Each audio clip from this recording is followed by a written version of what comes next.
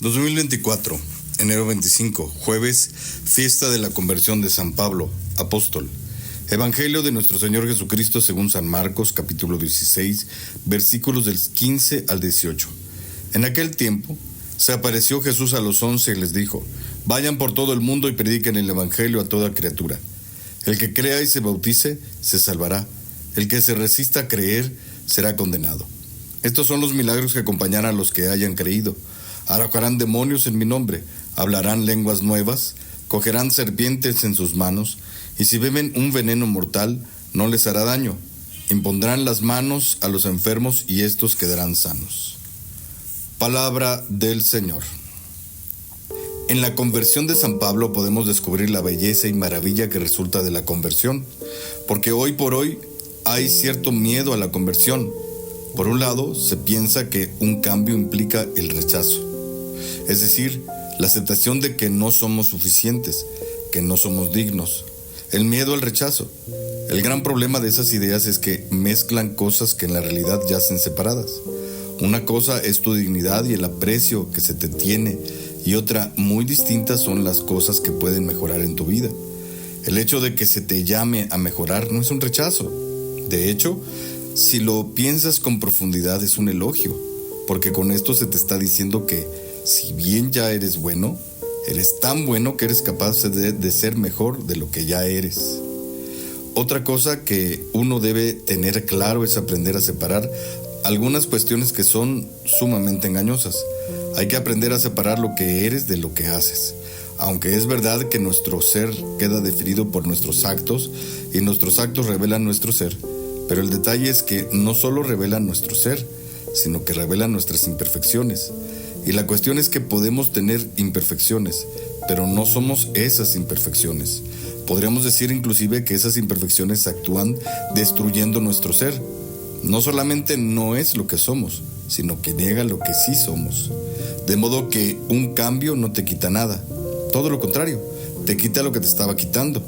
No adultera tu ser y lo cambia por otro. Más bien lo reafirma en su verdadera naturaleza. Piénsalo bien. Mira a San Pablo y medita. San Pablo se convirtió de perseguidor de la iglesia al más grande propagador de esta. Suena como un cambio radical, que no respetó la libertad de San Pablo y no respetó su personalidad, pero parece ser un cambio demasiado radical y diferente en dos direcciones opuestas. Pero observa bien dos cosas a considerar aquí. Sin ese cambio radical, ¿quién hubiese sido San Pablo? ¿O quién hubiese sido Pablo? Pablo era fariseo. Y si bien su plan de acabar con la iglesia no hubiese podido competir contra Dios, como en verdad vimos que Dios lo tira para demostrar que lo ha vencido, ¿será entonces que Pablo en aquella visión habría recibido un lavado de cerebro y le hubiesen extirpado su personalidad aguerrida? Sí, ciertamente Pablo era aguerrido, pero tú ves que sin este cambio Pablo hubiese sido solamente un perseguidor fracasado, como todos los demás fariseos. Se hubiese quedado siendo eso, un fariseo más entre el montón. Probablemente ni su nombre se hubiera conocido y obviamente hubiese estado en el lado equivocado de la historia. Anónimo, rechazado por Dios y los suyos. Su memoria se hubiese perdido. Si bien de los fariseos solo conocemos a los dos malvados que entregaron a Jesús, cuya fama vuelve a colgarse de la del maestro, y los que sí escucharon a Jesús, Nicodemo, José de Arimatea. De ahí el montón de fariseos que acosaban a Jesús se quedaron en la historia. No sabemos quiénes eran. Y así Pablo. Pero Pablo se convirtió. Y tú y yo sabemos muy bien quién es Pablo. Inclusive los demonios lo saben, como aquel pasaje de los Hechos, donde unos son golpeados por demonios al intentar hacer exorcismos en el nombre de Pablo. Dicen los demonios: a Pablo lo conocemos. Casi, solamente les faltó decir: y lo tememos. A ustedes no los conocemos. Y los agarraron a trancazos y los sacaron casi desnudos. Pero además de saber de la existencia de Pablo y todo su aporte a nuestra fe cristiana, tú ves que en esa conversión cambiaron muchas cosas, pero otras no cambiaron para nada. Todo lo contrario, se potencializaron. Pablo, sin haberse convertido, hubiese sido un soldado férreo y vencido, y sin causa.